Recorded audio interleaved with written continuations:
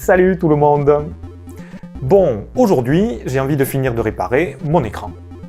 Rappelez-vous, il y a un peu moins d'1 an, j'avais entrepris de changer les condensateurs. Et à l'époque, j'avais refermé l'écran temporairement avec du scotch, le temps de voir comment ça se passe. Et bien en pratique, ça marche à merveille.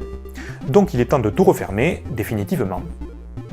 Mais souvenez-vous, à l'époque, j'avais laissé un autre petit chantier en suspens. Il fallait que je remplace le bouton source qui ne marchait plus. Et j'avais pas pu le faire parce que, à l'époque, j'en avais pas trouvé. Mais entre-temps, j'ai commandé une boîte de micro switch. Et normalement, là-dedans, il devrait y avoir ce qu'il faut pour le remplacer. Alors attention, c'est parti!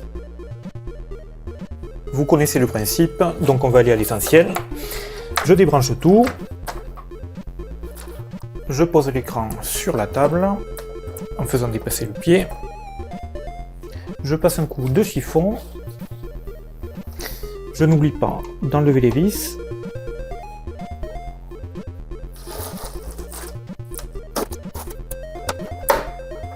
Ça a l'air de venir. La réglette des boutons est bien accessible. Et le bouton problématique, il est ici. De mémoire, ça s'enlève très facilement. Voilà, la petite réglette avec les boutons. C'est ça. Le problème, c'est que j'ai pas pu trouver exactement les mêmes boutons. Alors j'espère que celui-ci pourra faire l'affaire, mais c'est pas gagné. Eh bien non, ça va pas. On voit que l'espacement des pattes est un peu trop grand, donc il va falloir que je commande d'autres switches. Le problème, c'est que j'avais déjà cherché sur internet, et impossible de trouver exactement le même modèle. Alors j'ai cherché à nouveau, j'ai passé en revue des dizaines et des dizaines de pages, en examinant toutes les images, et finalement, je suis tombé sur ce lot.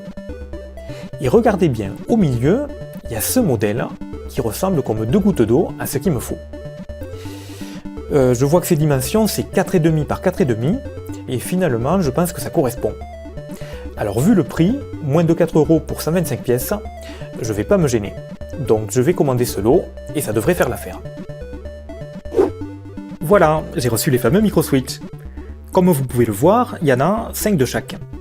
Et parmi eux, il y a ceux qui nous intéressent. Alors je vais tout redémonter et on va voir si c'est bon. Et bien c'est parfait, c'est exactement le même. Il n'y a plus qu'à dessouder l'ancien et souder le nouveau à la place. J'en ai profité pour acheter un fer à souder réglable à quelques euros. On va voir si c'est pratique. Je me suis installé comme j'ai pu, avec un dessous de plat et des pinces. Le problème, c'est que c'est minuscule. Alors je vais essayer d'utiliser une aiguille pour faire levier pendant que je chauffe. On va voir si le fer est assez chaud.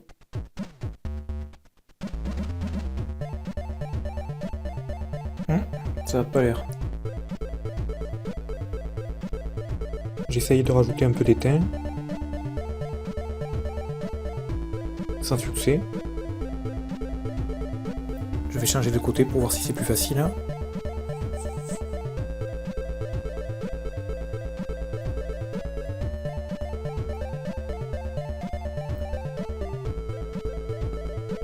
En fait, j'avais pas compris, mais la soudure a déjà fondu. Là, en fait, c'est déjà dessoudé. Donc là, c'est bon. Je vais essayer par ici.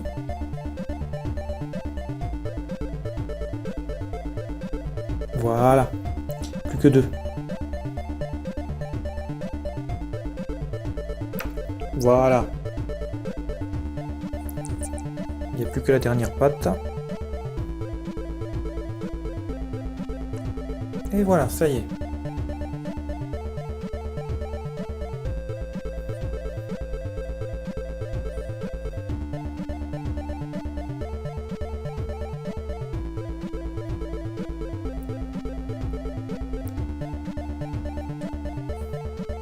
Le problème, c'est qu'en dessoudant, j'ai abîmé la piste.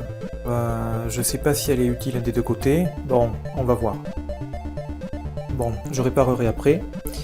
Je viens de mettre ici le nouveau switch, on va essayer de le mettre en place. Voilà, là il est à peu près à sa place, je vais essayer de le souder là. J'ai rajouté une pince à linge pour maintenir le switch, là ça a l'air d'aller. Allez, on y va.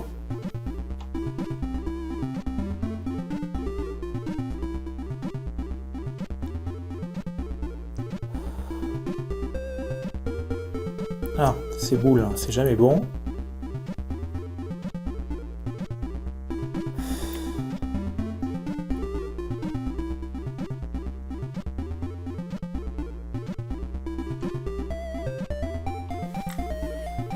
De l'autre côté.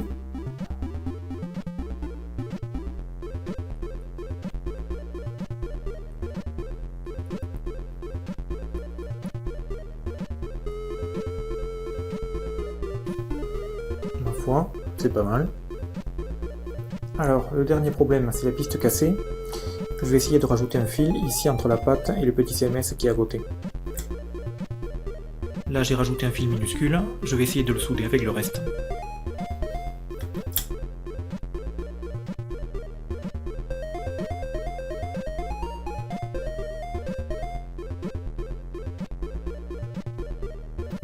Je vais essayer de couper le fil pile à la bonne longueur.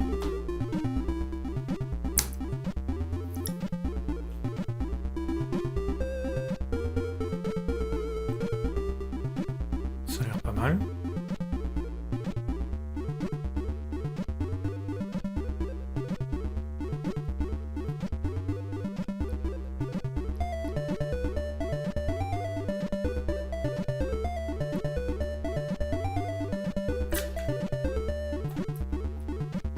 Bon, c'est un peu grossier, mais je pense que ça va faire l'affaire. Allez, je remonte ça et on va voir. Je rebranche ça.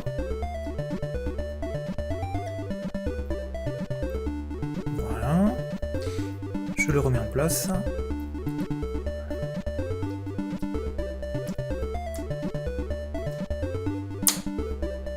Voilà, il faut que ça fasse clic. Là, c'est bon. Je vais remettre le capot temporairement pour faire un petit test rapide. Je teste rapidement avec le PC. J'appuie sur le bouton. Et super, ça marche. La liste des sources s'affiche. Je peux sélectionner. Donc ça marche, impeccable. Je valide. Et les autres boutons continuent à marcher. Donc on peut dire que c'est un succès. Allez, j'ouvre une dernière fois pour refermer proprement. Je vérifie qu'il n'y a pas de poussière. Ça va. Et cette fois-ci, je vais remettre le panneau arrière en faisant très attention. Alors, j'aligne bien les prises.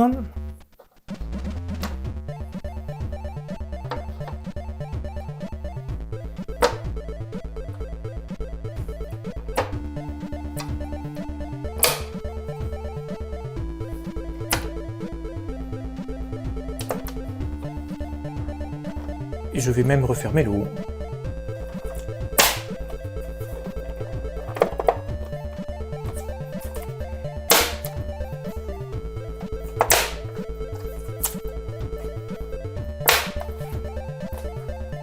Encore un dernier.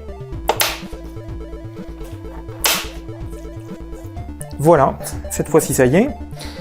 Je remets les vis pour une dernière fois.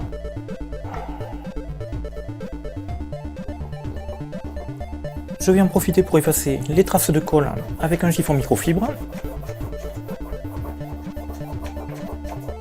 Bon, comme ça marche moyen, je vais utiliser de l'eau écarlate, parce que ça marche à tous les coups contre les traces de colle. Voilà, impeccable, ça marche direct. Idem ici. Et le dernier. Impeccable, plus aucune trace. Je vais les retourner et faire pareil de l'autre côté. Un petit coup de chiffon. Un peu d'eau écarlate. Je vérifie que tout est bien en place. Ah. Voilà. Et c'est parti. Ben, je vais le remettre en place définitivement. Il n'y a plus qu'à rebrancher tous les câbles. Et voilà, tout est en place.